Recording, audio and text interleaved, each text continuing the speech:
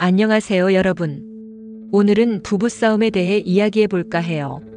우리 현실을 보면 물질주의와 황금 만능주의가 팽배하잖아요. 이런 상황에서 부부싸움은 당연히 존재할 수밖에 없어요. 돈 문제라든지 가정 형편 문제라든지 이런 걸로 부부가 자주 다투게 되죠. 돈 문제가 없다 하더라도 성격 차이나 인격 차이로 또 수시로 싸우게 되고요. 그래서 흔히 부부싸움은 칼로 물베기라고들 하잖아요. 부부가 싸우는 건 어쩔 수 없고 싸운 후에도 금방 다시 좋아진다는 의미죠. 그런데 정말 부부싸움이 칼로 물베기일까요? 아니면 장미의 전쟁을 알리는 서망일까요? 한 번 더 깊이 생각해 볼 필요가 있습니다. 영화 장미의 전쟁을 보면 서로 진심으로 사랑했던 부부라도 서로에 대한 이해와 존중이 사라지면 극단적인 갈등과 파국에 이를 수 있다는 걸 알 수 있어요. 결혼은 단순히 사랑만으로 유지되는 게 아니에요. 상대를 배려하지 않으면 결국 서로를 파괴하게 된다는 경고도 담겨 있죠. 이 영화에서는 결혼 생활에서 쌓인 사소한 갈등과 의견 충돌이 점점 심해지면서 대화와 이해 대신 자존심 싸움과 불신으로 번져 결국 부부가 서로를 죽이게 되는 극단적인 상황까지 가게 됩니다.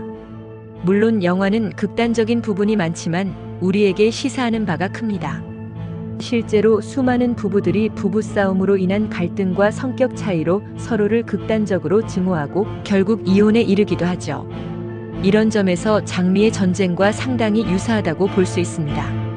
사실 부부싸움은 서로에게 좋을 게 하나도 없어요. 부부에게 일어나는 좋은 일들은 금방 잊히지만 갈등과 싸움은 잘 잊히지 않아요. 그래서 계속 쌓이죠. 이렇게 쌓인 갈등과 싸움은 부부 사이를 언제든 폭발시킬 수 있는 폭탄이에요. 그러니까 부부싸움은 하지 않는 게 가장 좋고 하더라도 단순한 논쟁 정도로 끝내야 해요. 부부가 서로 막말을 하고 상대에게 고통과 상처를 주고 상대를 비난하고 상대의 자존심을 건드리면 결국 그게 부메랑이 되어 다시 자신에게 돌아와요. 그런데 누구를 위해서, 무엇을 위해서 부부가 그토록 싸워야 할까요? 생계 문제, 가정 문제, 아이 문제, 집 문제 등 부부가 감당해야 할 짐이 너무 많잖아요. 서로 힘을 합쳐도 모자란데 싸워서 자중질환을 일으키면 이 험난한 세상을 어떻게 극복해 갈 수 있을까요?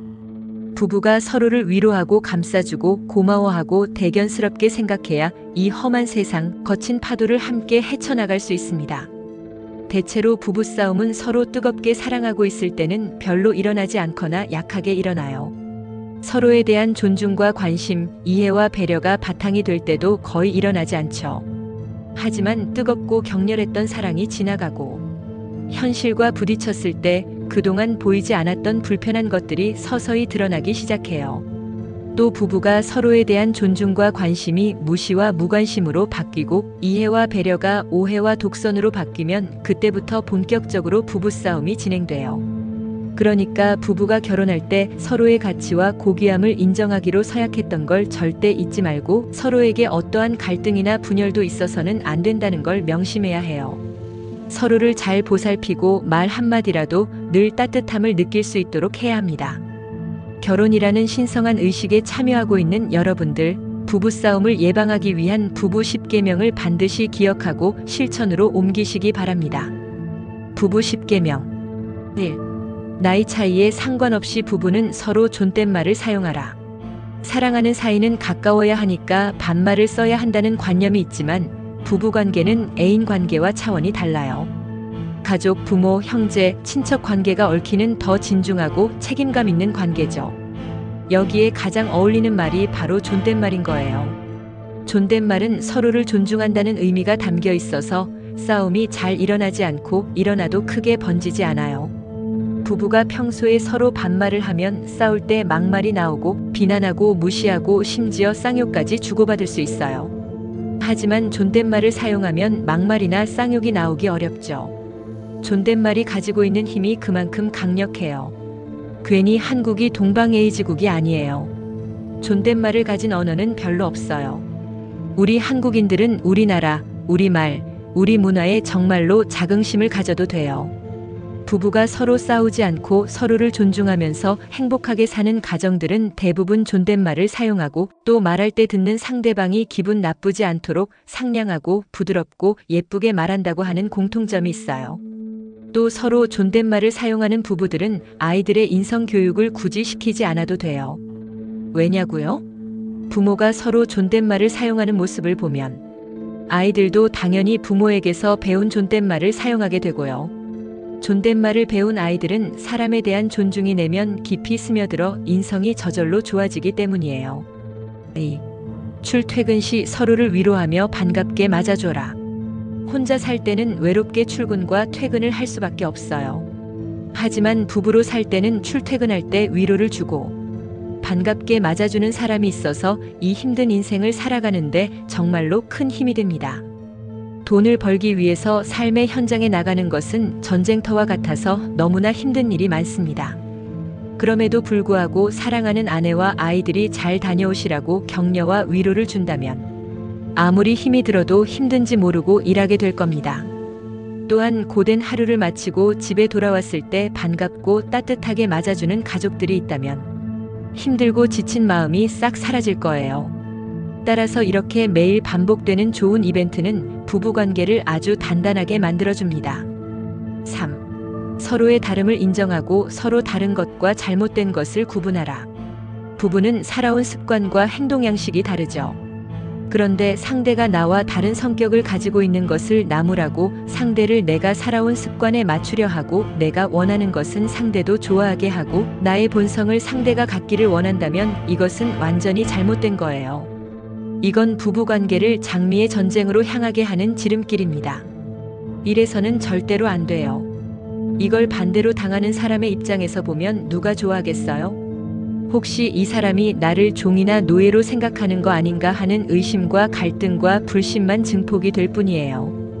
예를 들어 느긋한 성격을 가진 아내에게 성질 급한 남편이 왜 당신은 항상 이렇게 굼뜨냐, 좀 더 빨리 서두르면 안 되라고 하면서 구박하면 아내는 비통한 심정을 느껴요. 짬뽕을 좋아하는 남편이 그것을 싫어하는 아내에게 억지로 좋아하게 하려 해도 마찬가지고요. 또 치약을 앞에서 짜는 남편과 뒤에서 짜는 아내가 있다고 해보죠. 중요한 거는 치약을 깔끔하게 다 사용하는 것이지. 앞에서 짜든 뒤에서 짜든 그게 중요한 게 아니잖아요. 그런데 일하러 가는 게 급해서 무심코 앞에서 치약을 짠 남편에게 아침부터 왜 또 앞에서부터 치약을 짰냐고. 아내가 구박을 하면 남편의 입장에서 그 아내를 어떻게 생각할까요? 정말로 답답하고 미쳐버릴 것 같은 심정이 될 겁니다. 이런 건 말할 필요도 없는 거지만 설령 아내가 그 일로 기분이 안 좋았다고 하더라도 일과가 다 끝나고 좋은 말로 해도 되잖아요. 그게 출근하는 남편을 붙잡고 꼭 해야 될 만큼 중요한 말인가요? 사소한 일로 상대방을 자극해서 좋은 것은 하나도 없습니다. 이런 것들이 하나씩 쌓여서 더는 되돌릴 수 없는 파탄의 관계로 만들어요. 또 부부 둘 중에 누군가가 잘못을 했더라도 그게 죽을 죄가 아니면 너무 크게 나무라지 마세요. 누구나 잘못을 할 수 있으니까요. 내가 작은 잘못을 빌미로 상대를 공격하면 내가 잘못을 했을 때 상대에게서 더 큰 공격을 받을 수 있어요. 물론 상대가 같은 잘못을 계속한다면 큰 문제가 되겠지만 그때는 강력한 침묵으로 경고하고 경우에 따라 별거도 고려해야 하지만 크게 싸우는 건 문제만 악화시킬 뿐이에요. 4. 상대의 약점을 공격하지 말고 불필요한 잔소리를 하지 마라. 인간은 신이 아닌 이상 누구에게나 약점이 있어요. 그런데 상대가 마치 자신은 신인 양 당신은 뭐가 잘못됐고 뭐가 이상하다고 이야기를 하면 듣는 사람은 분명 코웃음을 칠 겁니다. 똥 묻은 개가 겨 묻은 개를 나무란다고 비웃으면서요.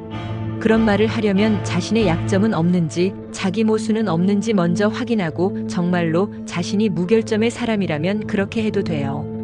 그런데 그게 아니라면 상대의 부족한 점, 약점들을 지적하거나 공격하시면 절대로 안 돼요. 이런 것들로 부부싸움이 아주 격화되는 거예요. 생각해보세요. 아내가 먼저 남편의 단점이나 약점을 딱 찍어서 아무렇지 않게 공격을 한다면 듣는 남편은 뭐라고 하겠어요? 그럼 남편도 자존심이 있는데 듣고만 있겠어요? 당신은 뭐가 그렇게 잘났는데? 하면서 아내의 단점과 약점에 그동안 쌓아둔 불만까지 한꺼번에 터뜨리게 될 거예요. 그렇게 되면 그게 장미의 전쟁이 되는 거예요. 오히려 상대의 약점은 감싸주고 보완해주는 게 부부의 도리죠. 그러니 농담이라도 절대 상대의 약점을 건드리지 마세요. 상대가 입은 그 상처가 반드시 나에게 2배, 3배, 4배로 돌아와요. 또 남편이 저녁 식사 전에 가끔 손을 씻지 않는 습관이 있다고 해보죠. 아내가 그 모습을 보고 저 인간 또 손 안 씻고 왔네. 빨리 가서 손 씻고 와 라는 식으로 막말로 지시하면 그 말을 들은 남편의 기분은 어떨까요? 밖에서 힘들게 일하고 들어온 남편은 그런 말들을 듣고 너무 기분이 상해서 냅둬 나는 그냥 이대로 살게 이런 식으로 말하거나 짜증이 나서 나 밥 안 먹을 테니 너나 실컷 먹어라 라고 하면서 식사 자체를 거부할 수도 있을 거예요.